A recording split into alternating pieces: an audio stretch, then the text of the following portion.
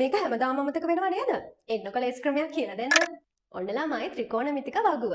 දැන් ඔයාලා දන්නවා මෙන්න මේ ප්‍රධාන කෝණ ටික. අංශක 0, අංශක 30, අංශක 45, අංශක 60 සහ අංශක 90. දැන් ඔයාලට මතකයිද සයින් බිඳුව කීයද? සයින් 30 කීයද? ඕක ටිකක් පැටලෙනවානේ. මම අද ලේස් ක්‍රමයක් කියලා දෙන්නේ. එන්නකෝ. ඔන්න අපි මුලින්ම කරන්නේ බිඳුවේ ඉඳලා 4 වෙනකන් මෙන්න මේ විදිහට ලියාගෙන යනවා. බිඳුව 1 2 3 4. ඊළඟට ආයෙත් බිඳුවේ ඉඳලා 4 වෙනකන් මේ පැත්තට ලියාගෙන එනවා කොස් පෙළියේ. බිඳුව 1 2 3 4. හරි. ඊට පස්සේ කරන්න තියෙන්නේ මෙන්න මේ හැම කෙනෙක්ගේම වර්ගමූලය ස්ක්වයර් රූට් එක ගන්න එක.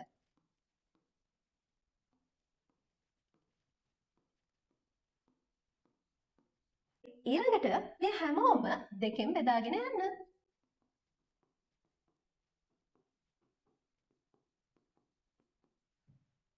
හරි.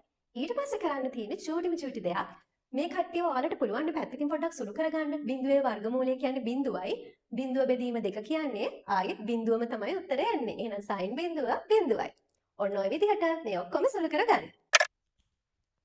ඔන්න තියෙනවා අපි සුළු කරගත්ත ආන්සර්ස් ටික. දැන් ඔයාලා හැමෝම දන්නවා tan කියන්නේ කවුද? tan කෝණයක් කියලා කියන්නේ sin කෝණය බෙදීම cos කෝණය. sin බෙදීම cos. එහෙනම් අපි දන්නවා tan බිඳුව කියන්නේ මොකද්ද? sin බිඳුව බෙදීම cos බිඳුව. ඒ කියන්නේ බිඳුව බෙදීම 1. මොකද්ද ආන්සර් එක? බිඳුවයි. ඊළඟට භාගය බෙදීම මූල 3 බෙදීම 2. දැන් මේක පොඩ්ඩක් පැත්තකින් සුළු කරගන්න. එතකොට ඒකේ ආන්සර් එක එනවා 1ට මූල 3යි. ඊට පස්සේ 1ට මූල 2 බෙදීම 1ට මූල 2 කියන්නේ 1යි. ඊට පස්සේ මූල 3 බෙදීම 2 බෙදීම භාගය කියලා කියන්නේ මූල 3යි. ඔන්න දැන් තමයි භයානකම වැඩේ. 1 බෙදීම බිඳුව. 1 බෙදීම බිඳුව. අපි ඕනෑම සංඛ්‍යාවක් බිඳුවෙන් බෙදනවා කියලා කියන්නේ ඇත්තටම මේක ගණිතයේදී අර්ථ දක්වලා නැහැ. not defined answer එකක්. එතකොට දැන් මේකේදී ඔයාලා දැකලා ඇති trigonometric tables වල ගොඩක් වෙලාවට අනන්තය ඒ වගේම not defined කියන answers දෙකම තියෙනවා. ඇත්තටම අපි මේක ගණිතයේදී බැලුවොත් answer එක අර්ථ විරහිතයි. මේක ගණිතයේදී අර්ථ දක්වලා නැහැ.